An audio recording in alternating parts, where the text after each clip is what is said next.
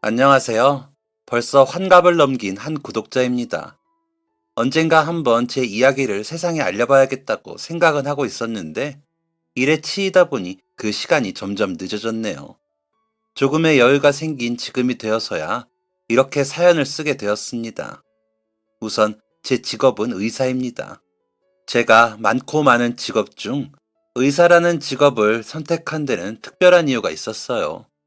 저는 태어났을 때부터 몸이 약한 아이였습니다. 삼남매 중 막내로 태어난 저는 약한 몸 때문에 부모님의 모든 관심을 독차지하며 자랐죠. 그 때문에 형과 누나에게는 미안한 게 참 많아요.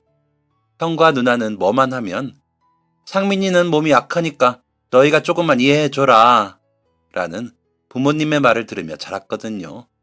맛있는 것도 좋은 것도 항상 제 차지였죠. 아주 어렸을 때는 그런 상황을 당연하게 여겼습니다. 형과 누나라면 동생에게 좋은 것은 양보하는 게 당연하지 라고 생각하면서 자랐어요. 근데 커가는 과정에서 제 또래 친구들을 보니 제가 누리는 것들은 당연한 것이 아니더군요. 제 친구들은 좀 더 좋은 것, 좀 더 맛있는 것을 차지하기 위해 형제들과 치고받고 싸우면서 살고 있었습니다. 저와 비슷한 가정 형편의 친구들이 사는 모습을 보니 제 형과 누나가 얼마나 많은 것들을 포기하고 살았는지가 보이더군요. 이 사실을 알게 된 후에는 몸이 약하다는 사실이 마치 죄악처럼 여겨졌습니다. 내가 아프지만 않았다면 형이랑 누나가 많은 걸 포기하지 않을 수 있었을 텐데, 이런 생각은 저를 점점 작아지게 만들었어요. 어깨는 움츠러들었고 목소리는 작아졌죠. 이런 변화를 가장 먼저 알아차린 사람은 바로 가족들이었습니다. 약하게 태어나서 가족들 고생이나 시키는 나는 차라리 태어나지 않는 게 나았을 수도 있어 라는 불효막심한 생각으로 치료를 거부하던 날, 부모님은 속상한 마음에 처음으로 저를 나무라셨습니다. 치료를 안 받기는 왜 안 받아? 치료를 받아야 얼른 건강해져서 친구들이랑 뛰어놀기도 하고 그러지. 너 정말 엄마 속상하게 이럴 거야? 하지만 저는 어머니의 말에 귀 기울이지 않았어요. 저는 스스로 마음의 정리를 끝낸 참이었기 때문이었죠. 제가 별 반응이 없자 아버지도 가세하셨습니다. 얘가 갑자기 왜 안 하던 행동을 하지? 치료받는 게 무서워서 그래? 너가 건강해야지 우리 가족들도 행복할 수 있는 거야. 그러니까 얼른 병원 가자. 저는 아버지의 말에 괜히 발끈해버렸습니다. 내가 건강해야 우리 가족들이 행복할 수 있다고요? 그 말은 내가 건강하지 않아서 우리 가족이 불행하다는 말이 되기도 하겠네요. 가족들을 불행하게 만드는 저는 그냥 포기하세요. 저를 그냥 내버려 두시라고요. 결혼을 해서 가정을 이루고 두 아이의 아버지가 된 지금 생각해보면 그때 제가 한 말은 해서는 안 되는 말이었습니다. 제가 한 말은 부모 가슴에 대못을 박는 말이었죠. 아픈 자식은 포기해버려라 라는 말을 들은 아버지는 할 말이 많은 얼굴을 한 채 집 밖으로 발걸음을 옮기셨습니다. 어머니는 어떻게 아버지한테 그런 말을 하냐며 눈물을 흘리셨죠. 그날 처음으로 어머니의 눈물을 본 저는 베베 꼬인 마음으로 집을 나왔습니다. 집을 나와봤자 동네에 딱 하나 있는 정자로 간 것이었죠. 정자에 앉아 찔끔찔끔 흐르는 눈물을 한참 동안 닦아내고 있는데 누군가가 제 뒤에 와서 앉는 느낌이 들었습니다. 저는 당연히 아버지 아니면 어머니일 거라고 생각했어요. 그런데 놀랍게도 저를 찾아온 사람은 부모님이 아니었습니다. 야, 신상민! 벌써 변성기가 찾아온 형의 목소리였어요. 저는 깜짝 놀랐습니다. 저와 형은 그다지 살가운 관계가 아니었거든요. 형은 깜짝 놀라 뒤를 돌아보는 저를 보며 몸이 건조하게 말했습니다. 어머니가 얼른 너 데리고 들어오래. 형은 한 손에 제 외투를 들고 있었습니다. 그리고 이제 해지면 추워. 괜히 감기 들어서 고생하지 말고 이거 입어. 왈칵. 또다시 눈물이 흘러나왔습니다. 뭐가 그리 서러운지 엉엉 울었어요. 저는 엉엉 울며 형에게 물었습니다. 형은 왜 나한테 잘해줘? 형은 또다시 무미건조한 목소리로 대답했습니다. 내가 뭘 잘해줘? 잘해주잖아. 맛있는 거는 항상 나한테 양보하고, 갖고 싶은 게 있어도 나 때문에 말도 제대로 못하고, 이렇게 어머니가 나 찾아오라고 하면 찾으러 나와야 하고, 좋은 건 항상 내 몫인데 형은 그게 억울하지도 않아? 형은 대답이 없었습니다. 한참 동안 형의 반응을 기다리던 저는 살며시 고개를 들어 형의 표정을 살폈어요. 형의 표정은 제가 생각했던 모습이 아니었습니다. 형은 화가 나는 표정을 하지도 않았고 통쾌하다는 표정을 하지도 않았습니다. 형은 뭔 말도 안 되는 소리를 하는 거야? 라는 표정을 짓고 있었죠. 눈물이 쏙 들어가더군요. 제가 아무 말하지 않자 형은 아무 말 없이 외투를 입혀주며 한마디를 던졌습니다. 요즘 상태가 좀 이상하다 싶더니 혼자 이상한 생각이나 하고 있었나 보네. 너는 세상의 주인공이 너인 것 같냐? 무슨 좋은 게 다 너 차지야. 나도 어머니 아버지한테 가지고 싶은 거 필요한 거 다 말씀드려. 저는 의아한 생각에 이렇게 물었습니다. 하지만 나는 형이 가지고 싶은 거 다 가지는 걸 본 적이 없는데. 형은 어이가 없다는 듯 실소를 날렸습니다. 그야 당연하지. 우리 집이 엄청난 부잣집도 아니고 어떻게 가지고 싶은 걸 다 가질 수가 있겠어? 안 될 거 알면서도 말씀드리는 거야. 혹시 사주실지도 모르니까. 저는 또다시 형에게 물었습니다. 그치만 우리 어머니 아버지 내가 가지고 싶은 건 다 사주시는 걸. 형은 제 이마를 살며시 밀며 이렇게 말했어요. 너 같은 꼬맹이가 해달라고 하는 게 거기서 거기지. 너가 과자 사달라고 하는 거랑 내가 대학교 등록금 내달라고 하는 거랑 같냐? 너가 아무리 병원 신세를 오래 졌어도 어머니 아버지는 한 번도 나랑 미연이한테 소홀하셨던 적 없어. 그러니까 속 좀 그만 썩이고 들어가자. 나 공부해야 된다. 저는 얼떨떨한 마음으로 형을 따라 집으로 돌아갔습니다. 집에 도착하니 어머니가 저녁 식사를 준비하고 계시더군요. 어색한 공기 속에서 저녁 식사를 하고 잠을 자려고 하는데 방문이 열리며 누나가 들어왔습니다. 누나는 이불에 누워있는 제 옆자리에 앉아 무언가를 이야기해 주었습니다. 오빠한테 얘기 들었어. 너 어머니 아버지한테 잘못했다며? 죄송하다고 말씀은 드렸어? 저는 조용히 고개를 저었습니다. 누나는 한숨을 푹 쉬며 말했어요. 대체 왜 그런 이상한 죄책감을 가지고 있었는지 모르겠지만 너가 몸이 약해서 나랑 오빠가 피해를 본 건 없어. 그니까 이상한 소리 하지 말고 병원 열심히 다녀. 알겠어? 저는 형제들과 그렇다 할 추억을 만들어 본 적이 없었기 때문에 누나와 단둘이 대화하는 게 조금 어색했어요. 그래서 누나의 말에 조용히 고개만 끄덕였습니다. 누나는 제 이부자리를 정리해 주었고 방을 나서며 딱 한마디를 덧붙였는데 그 말은 여전히 제 마음속에 깊이 남아 있습니다. 상민아, 너가 아픈 건 죄가 아니야. 아픈 건 죄가 아니라는 말은 저에게 큰 위로가 되어 주었고 다음 날 저는 곧바로 부모님께 잘못했다고 용서를 구했습니다. 병원도 다시 다니기 시작했고 치료도 열심히 받았죠. 형과 누나와 대화를 하고 보니 그동안 보이지 않았던 게 보이더군요. 제가 약 기운에 일찍 잠들고 나면 부모님과 형, 누나는 항상 거실에 모여 도란도란 대화를 나누고는 했어요. 대부분이 저의 건강 상태에 관련된 이야기이긴 했지만 중간중간 형, 누나의 진로와 친구 관계에 대한 대화도 나누고 있었죠. 그리고 형과 누나는 누구보다 저를 걱정해주는 사람들이었습니다.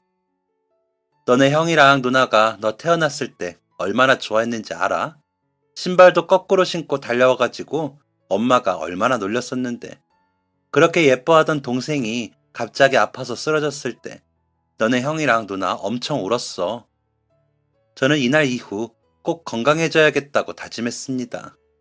그동안 먹기 싫어했던 음식과 약도 열심히 먹었고 치료받는 동안에도 울지 않았어요. 그렇게 몇 년이 흐른 뒤 기적과도 같이 병이 완치되었습니다. 모든 사람들이 입을 모아 이건 기적이라고밖에 설명이 되지 않는다 라고 말했죠. 완치 판정을 받고 병원을 나선 날 저는 온 가족들을 끌어안고 다짐했습니다. 의사가 되어야겠다 라고 말이죠. 훌륭한 의사가 되어서 나같이 병으로 인해 고통받는 사람들을 도와주겠다고 결심했어요.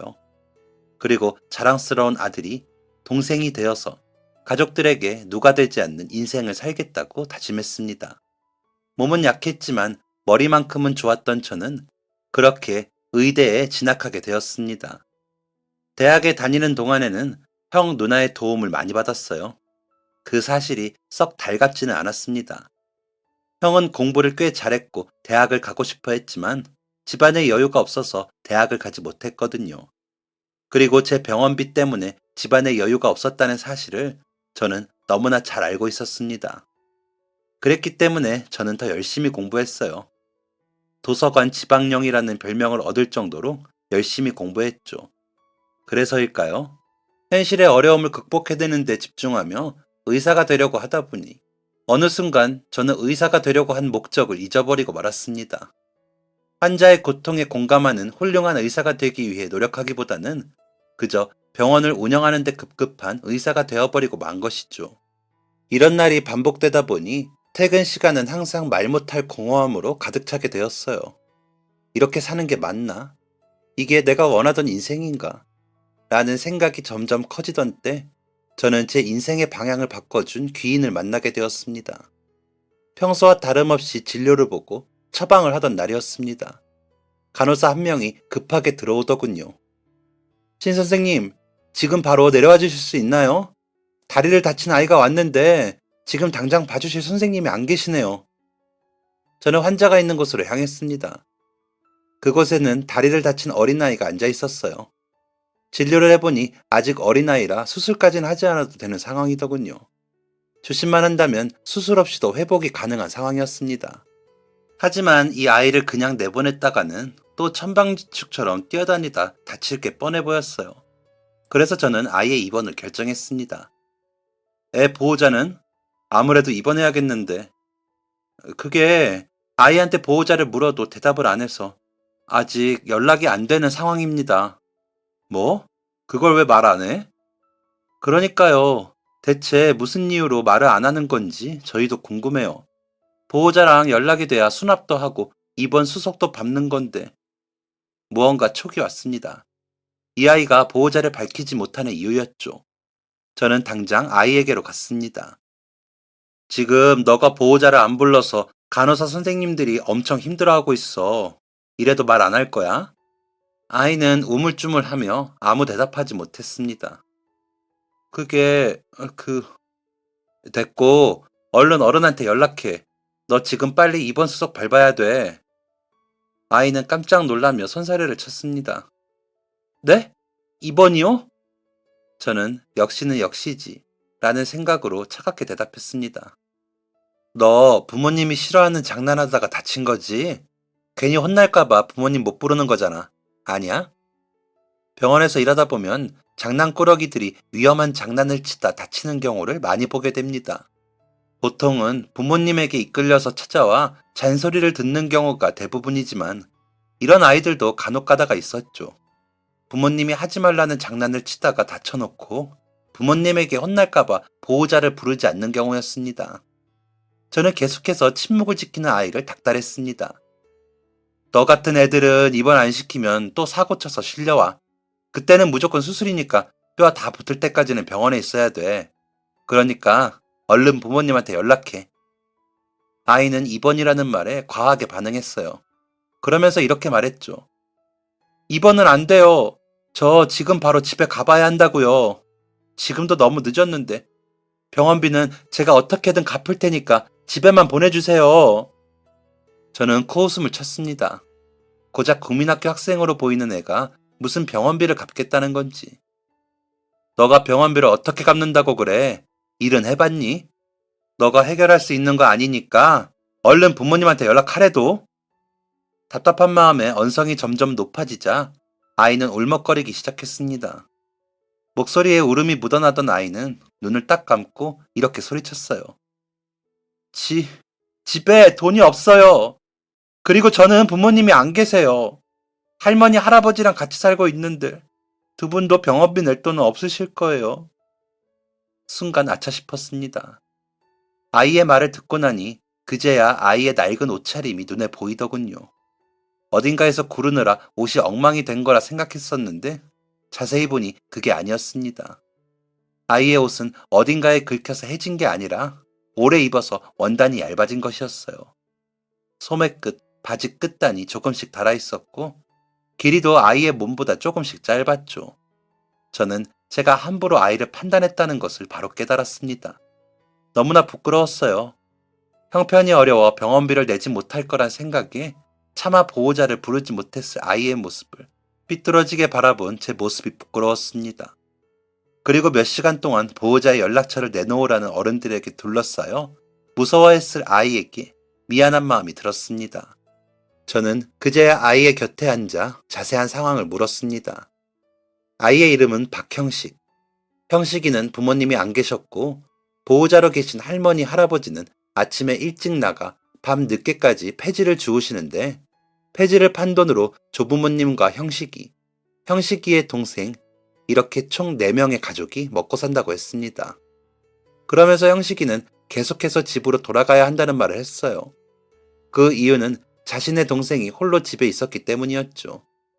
동생이 혼자 있는데 제가 연락도 없이 안 가면 걱정할 거예요. 저를 찾겠다고 집 밖으로 나올 수도 있는 거고 얼른 집에 가야 해요. 할머니, 할아버지도 늦게 들어오신단 말이에요.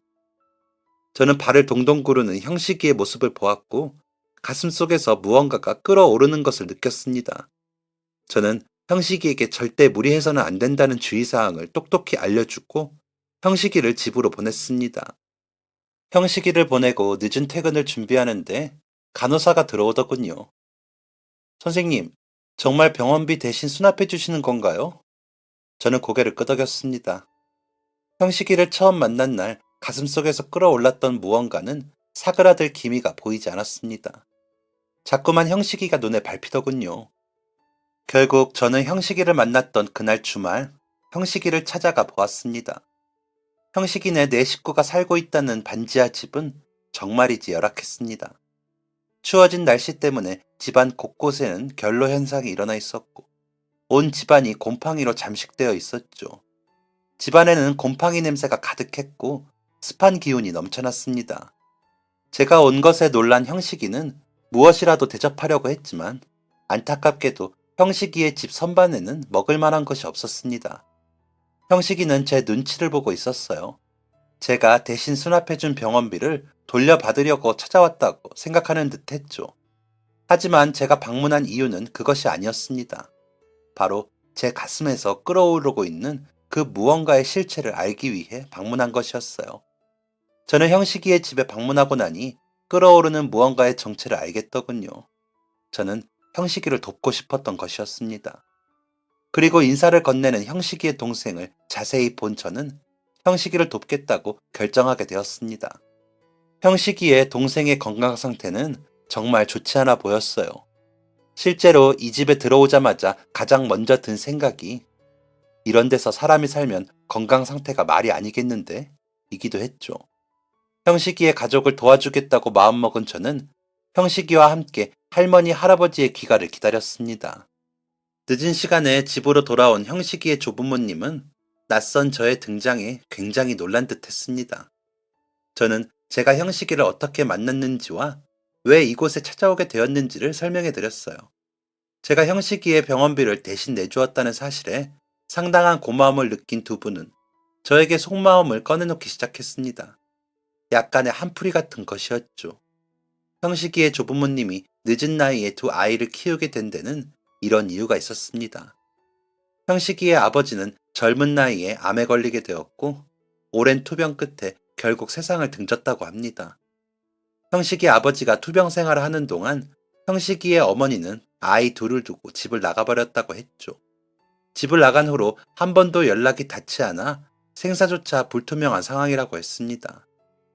형식이 애미를 이해하지 못하는 건 아니지만 능력 없는 할미 할애비 밑에서 자라는 애들을 보면 형식이 애미가 원망스럽기도 해요. 아무리 힘들어도 그렇지 애들만 두고 집을 나가버리는 것밖에 방법이 없었나 싶기도 하고 긴 대화를 하는 동안 저는 형식이 가족들의 건강 상태도 대략적으로 알 수 있었습니다.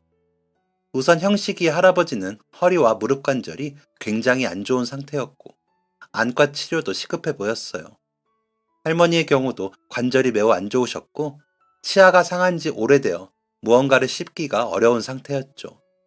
그리고 형식이와 형식이의 동생은 천식을 앓고 있었습니다. 그렇게 곰팡이가 가득한 곳에서 오랫동안 살았으니 어찌 보면 당연한 결과였죠.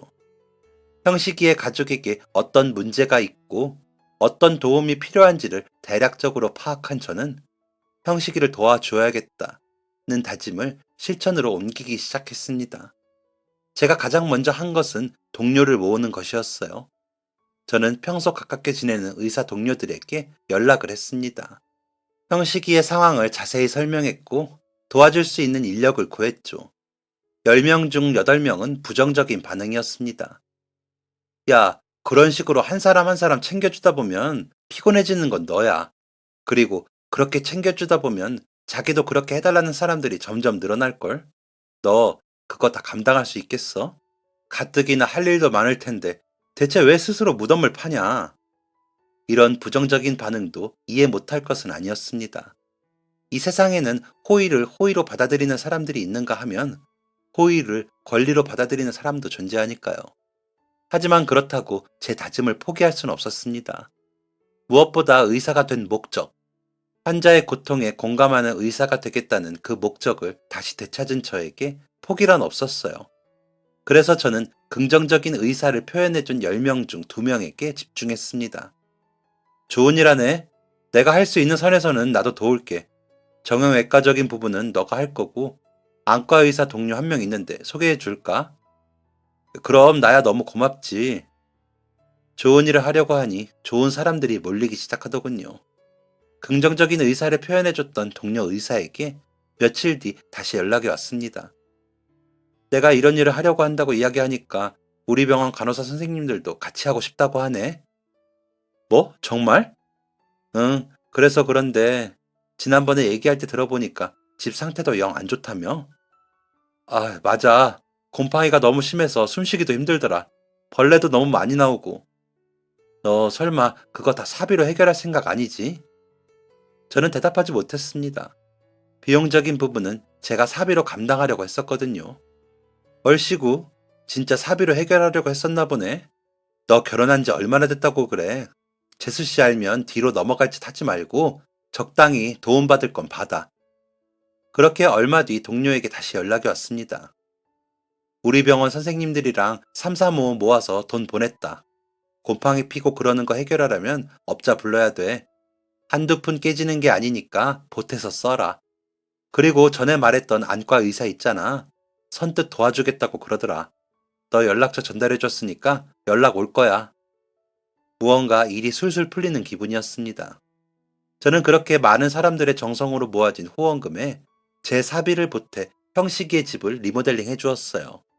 전체적인 곳을 모두 손본 것은 아니었지만 지긋지긋한 곰팡이는 없앨 수 있었죠. 그리고 금전적인 이유로 미뤄져 왔던 형식이 가족들의 진료를 도왔습니다. 그렇게 한 사람 두 사람의 도움이 더해지자 형식이의 가족의 삶의 질은 예전과 비교할 수 없을 정도로 좋아졌습니다. 그리고 이런 사연이 입에서 입으로 전해지자 많은 사람들이 더 많은 도움을 주기 시작했어요. 덕분에 형식이 가족뿐만 아니라 다른 가족들도 도울 수 있게 되었죠. 형식이의 조부모님은 오랫동안 미뤄왔던 병원 치료를 마친 날, 제 손을 잡고 고마운 마음을 전하셨습니다. 선생님은 우리 가족의 은인입니다. 은인이에요. 이 은혜를 어떻게 갚습니까? 저는 두 분께 이렇게 말씀드렸습니다. 은혜는 제가 형식이에게 입었습니다. 그러니 그런 말씀 마세요. 이 말은 그냥 한 말이 아니었습니다.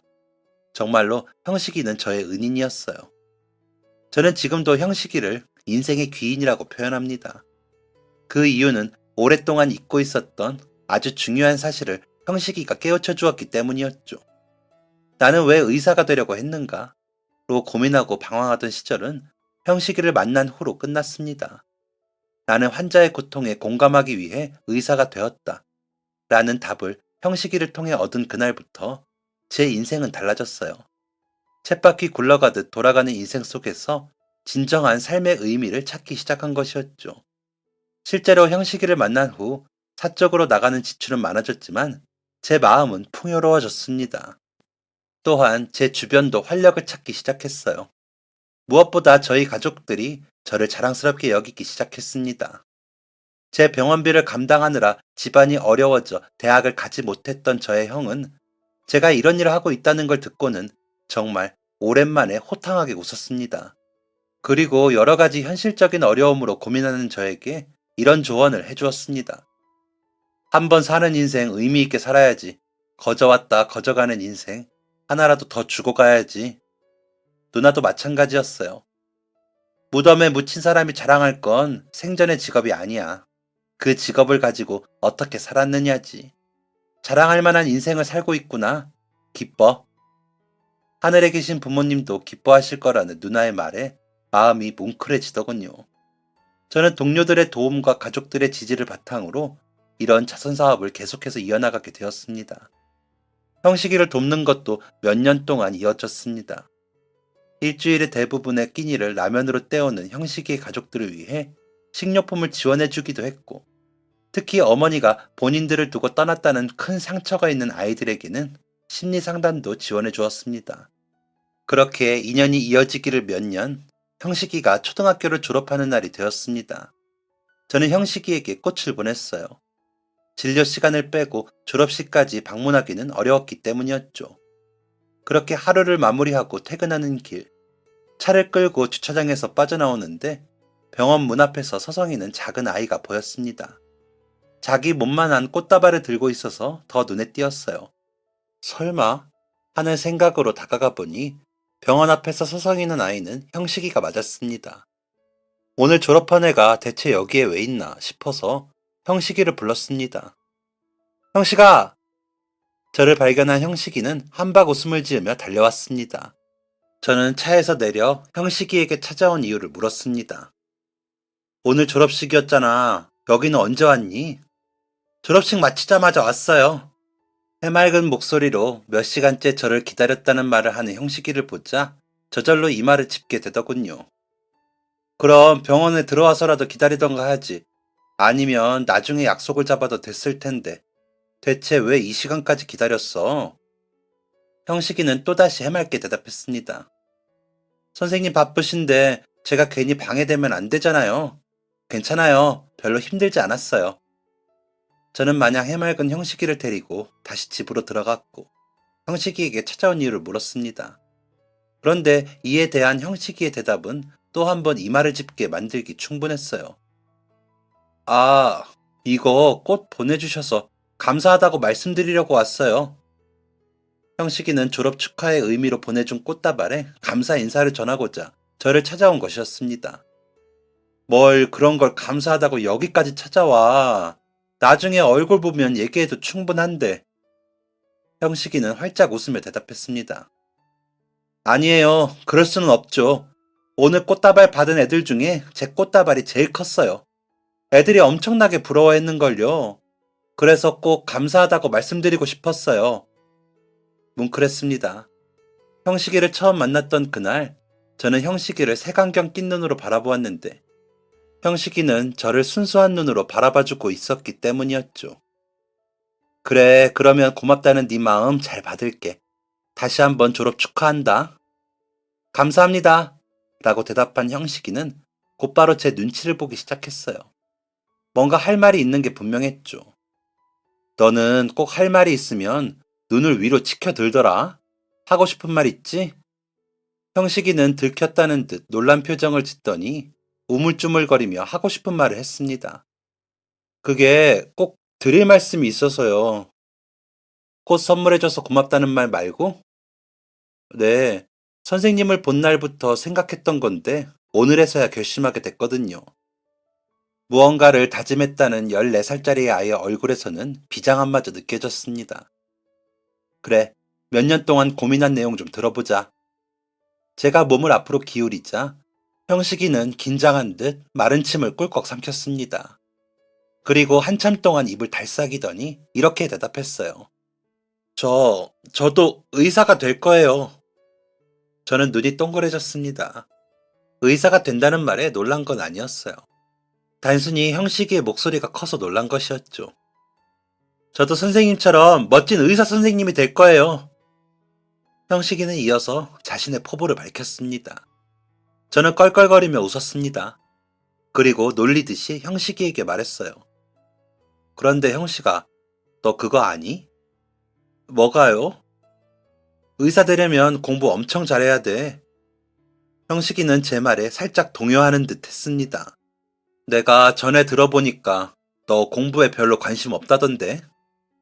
형식이는 작은 손을 꼭 쥔 채로 소리쳤습니다.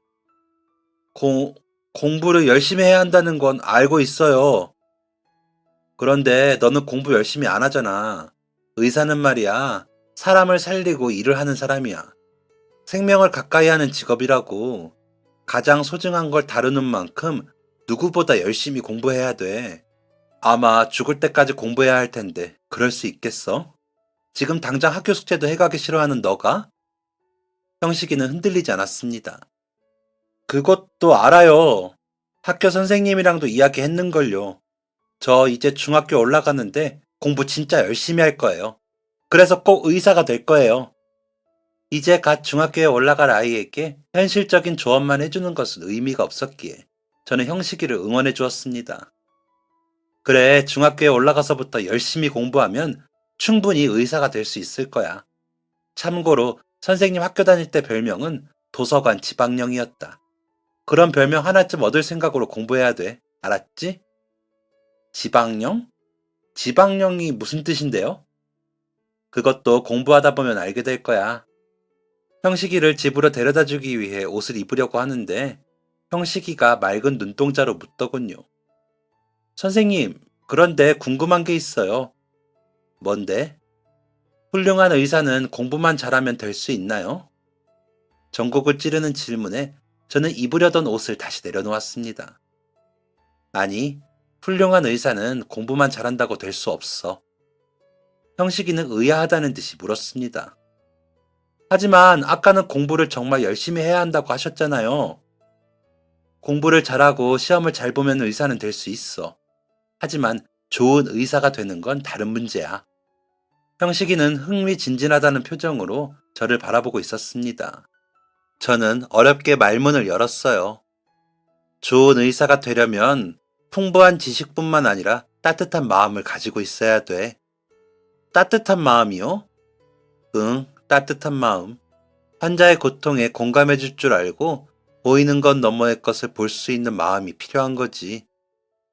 형식이는 슬픈 표정을 지었습니다. 말이 너무 어려워요. 저는 그런 형식이에게 이렇게 말해 주었습니다. 나는 좋은 의사가 되기까지 오랜 시간이 걸렸어. 하지만 너는 마음이 따뜻한 아이니까 나보다 더 빨리 좋은 의사가 될 수 있을 거야. 제가 마음이 따뜻하다고요? 아닌데요. 저 졸업식 며칠 전에도 친구랑 싸웠어요. 너가? 왜 싸웠는데? 걔 동생이 제 동생이랑 같은 반인데 제 동생이 몸집이 작다고 지 동생이랑 편먹고 놀리더라고요. 그건 동생을 지키기 위해서 싸운 거잖아. 살다 보면 싸워야 할 때가 필요해. 동생을 지키겠다는 따뜻한 마음으로 싸운 것처럼 의사가 돼서도 그렇게 하면 돼. 그 따뜻한 마음을 잊어버리지만 않으면 너는 좋은 의사가 될 수 있을 거야. 형식이는 마지막으로 물었습니다. 선생님도 그렇게 해서 훌륭한 의사가 되신 거예요? 저는 쓴 웃음을 지으며 대답했습니다. 나도 여전히 노력 중이야. 저의 노력은 그 이후로도 계속됐습니다. 사실 지금도 진행 중이죠.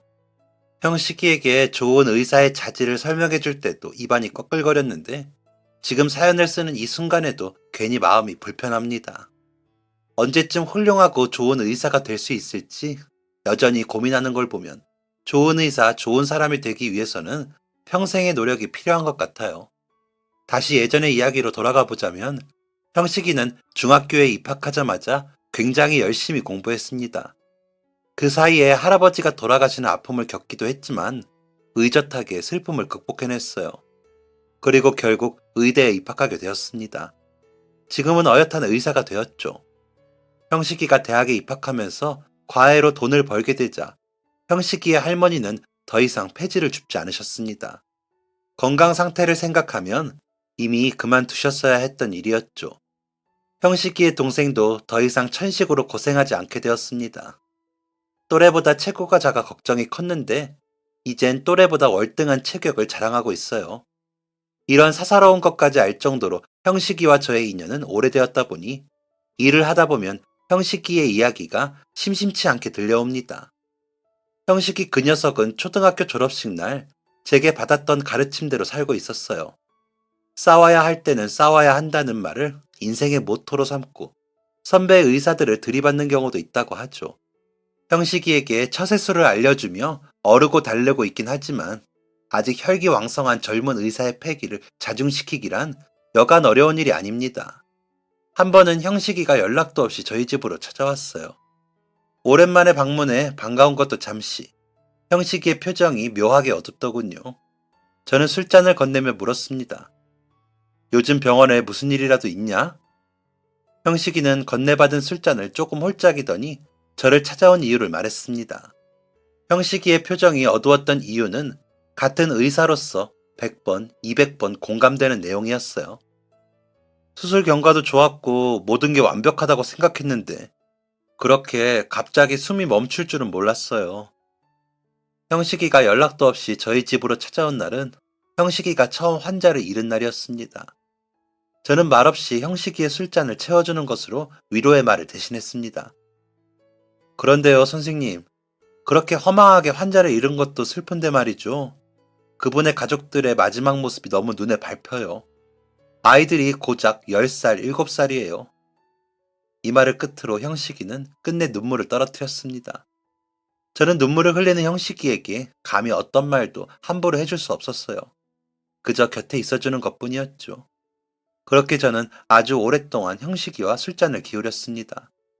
그렇게 형식이와 눈물의 술자리를 한 뒤 최근 형식이가 또다시 저를 찾아왔어요. 형식이는 어딘가 결연해 보였습니다. 선생님, 제 아버지가 투병 중이실 때 어머니가 집을 나간 거 알고 계시죠? 알고 있지. 형식이는 그동안 한 번도 털어놓은 적 없었던 친어머니에 대한 이야기를 시작했습니다. 어릴 때는 그런 어머니가 마냥 미웠어요. 어머니는 희생의 아이콘이잖아요. 어떻게 엄마가 자식을, 그것도 2명이나 버려두고 사라질 수 있나 이해가 안 됐죠. 엄마가 없다는 이유로 괴롭힘을 당하거나 놀림을 당할 때는 그 원망이 어머니에게로 향했어요. 저를 놀리고 괴롭힌 건 그 아이들인데 정작 제가 원망한 상대는 어머니였죠. 저는 잠자코 형식이 이야기를 들어주었습니다. 그런데 이제는 조금 알 것 같아요. 어머니가 왜 저와 동생을 두고 떠나셨는지 이제는 조금 알 것 같아요. 선생님, 아버지가 돌아가셨을 때 어머니의 나이는 고작 26이었어요. 지금의 저보다 어린 나이였죠. 그 어린 나이에 얼마나 무서웠을까요? 제대로 일을 해본 적도 없고 친정도 없고 의지할 곳 하나 없는데 시부모 2분 모시고 2아이를 길러야 한다는 사실에 얼마나 막막했을까요? 형식이의 말투는 그 어느 때보다 덤덤했습니다. 그래서 물었어요. 그래서 이제는 어머니가 원망스럽지 않고? 형식이는 고개를 끄덕였습니다. 계셨다면 더 좋았겠지만 어머니가 이해되니까 밉지는 않네요. 그저 어머니가 얼마나 무서웠을까만 생각하게 돼요. 오랫동안 형식이를 지켜봐온 저는 단번에 한 가지 사실을 알아차릴 수 있었습니다. 갑자기 그런 생각을 하게 된 데는 이유가 있을 것 같구나. 형식이는 역시라는 표정으로 말을 이었습니다. 치료 경과가 좋았는데 갑자기 돌아가신 환자분의 아내분이 수납을 하는 걸 우연히 봤어요.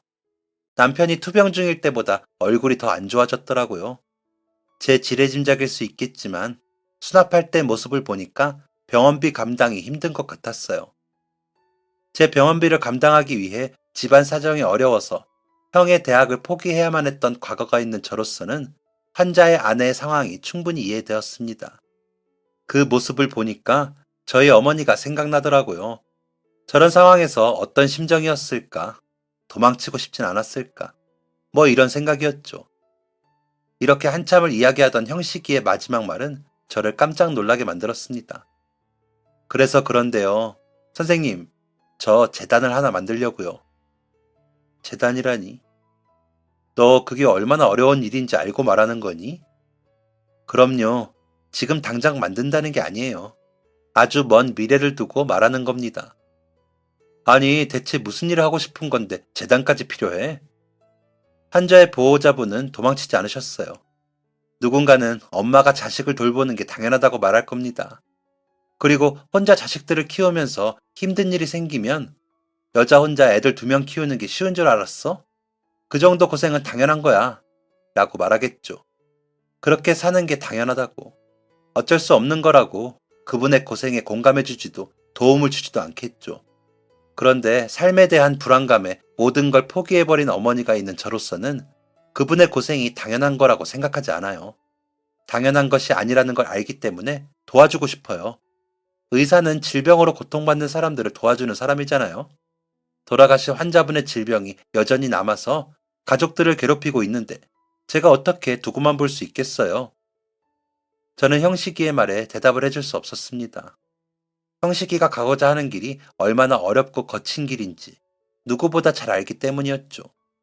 저는 형식이를 아들처럼 여기고 있었기 때문에 굳이 너가 그 길을 가야겠냐는 말이 목구멍까지 차올랐습니다. 형식이도 그런 제 마음을 알았겠죠. 선생님이 어떤 마음인지 알아요. 걱정되시겠죠. 지금 당장 대단한 일을 하려는 건 아니에요. 제가 할 수 있는 일부터 하나하나 해보려고 합니다. 가슴속 끓어오르는 무언가를 안고 있는 형식이의 모습을 보니 과거의 제 모습이 생각나더군요. 오랫동안 잊고 살았던 의사가 된 이유를 기억해냈을 때의 제 모습 말이죠. 그래서 저는 형식이에게 물었습니다. 내가 도와줄 건 없니? 제 물음을 들은 형식이의 얼굴에 기쁨이 차올랐습니다. 제 말이 끝나기가 무섭게 형식이는 이런저런 이야기를 시작했어요. 사실 말이죠, 선생님. 제가 생각해둔 게 있는데요. 형식이는 제가 이렇게 대답할 줄 알고 있었던 것이었겠죠. 사연을 쓰기 전 형식이에게 연락해보니 형식이는 본격적으로 자선활동을 준비하고 있었습니다. 질병을 앓고 있는 가족을 오랫동안 부양하느라 경제활동이 끊겨버린 보호자들이 꽤 많더군요. 병이 완치되었더라도 곧바로 사회에 복귀하는 것은 쉽지 않기 때문에 많은 보호자들과 환자들, 본인은 병마와의 싸움에서 이긴 후에도 힘든 시간을 보내고 있다고 합니다. 생사가 달린 병마와의 싸움을 마치고 나니 마찬가지로 생사와 직결된 현실적인 문제와의 싸움이 시작되는 것이죠. 형식이는 그런 사람들을 돕고 싶다고 합니다. 제가 의대에 간 후로 이렇다 할 사회생활을 해본 적이 없잖아요. 그래서 신경 쓸 게 한두 개가 아니네요. 모르는 것도 너무 많고요. 저 요즘 의대생처럼 공부합니다, 선생님. 그래도 잠은 좀 자면서 해라. 너도 이제 30대 아니니?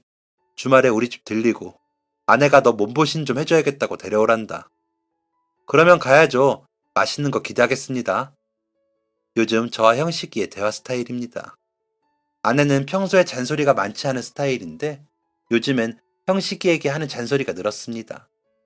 형식이가 집으로 밥이라도 먹겠다고 찾아오면 아내는 형식이에게 이런저런 잔소리를 늘어놓죠. 너는 왜 볼 때마다 얼굴이 안 좋아져? 병원 밥이 시원치 않니? 의사가 환자보다 얼굴이 안 좋으면 환자들이 퍽이나 의사를 신뢰하겠다? 형식이는 이런 잔소리에도 허허 웃고 말죠. 그리고 너 결혼은 안 할 생각이야? 너야 뭐든지 알아서 척척하는 아이니까 내가 말 안 하려고 했는데 결혼은 그렇다 쳐도 연애는 해야 할 거 아니니? 너 30대야. 주변에 여자 소개해준다는 사람도 없어? 역시나 형식이는 너스레를 떱니다. 제가 여자들 보기에 매력이 없나 봐요. 세상 여자들이 사모님처럼 저를 봐주면 너무 좋을 텐데 말이죠. 그러면 아내는 형식이의 등짝을 찰싹 소리나게 때리곤 잔소리를 이어갑니다. 장난치지 말고 좀. 선생님한테 얘기 들으니까 너 요즘 무슨 일한다고 잠도 제대로 못 잔다며? 그런 거에 시간 뺏기니까 사람 만날 시간도 없는 거 아니야? 좋은 일을 하지 말라는 건 아니야. 좋은 일을 할 때 하더라도 너 인생은 챙기라는 거지. 아내는 저희 아이들보다 형식이를 더 신경 씁니다. 아참, 형식아, 갈 때 고기 재워둔 거 있는데 이거 동생 가져다 줘라. 동생 취업해서 혼자 산다며? 형식이의 동생까지도 살뜰하게 챙기죠. 아내가 이렇게까지 하는 이유는 형식이의 할머니마저 얼마 전 돌아가셨기 때문입니다. 정감 가는 잔소리를 늘어놓는 아내와 그 잔소리를 능청스럽게 받아치는 형식이를 볼 때면 사랑과 돌봄에 대해 생각하게 됩니다. 사랑과 돌봄은 계속해서 흘러나가야 하는 것 같습니다. 어느 한 곳에 고여 있어도 안 되며 흘러가야 하는 것이죠. 고인물은 썩기 마련이듯 흘러가지 않는 사랑은 왜곡되기 마련이며 돌봄도 마찬가지라는 것을 깨닫게 됩니다. 저에게서 시작된 돌봄이 형식이에게로 흘러가고 형식이가 또다시 사랑과 돌봄을 실천하는 모습을 보면 뿌듯하기도 하고 흐뭇하기도 하고 걱정되기도 합니다. 하지만 그럼에도 불구하고 바라는 것은 이런 사랑과 돌봄이 계속해서 이어지는 것입니다. 저에게서 형식이에게로, 제 아내에게서 형식이에게로, 제 동료들로부터 형식이에게로 흘러간 모든 선한 영향력이 계속해서 흘러갈 수 있기를 바라며 긴 이야기를 마치도록 하겠습니다. 긴 사연을 읽어주시고 들어주신 모든 분들께 감사드립니다. 모두 환절기 건강 조심하시고 언제나 행복하세요. 감사합니다. 지금까지 사연 들어주셔서 감사합니다. 사연이 재밌으셨다면 구독과 좋아요를 눌러주세요. 감사합니다. 안녕히 계세요.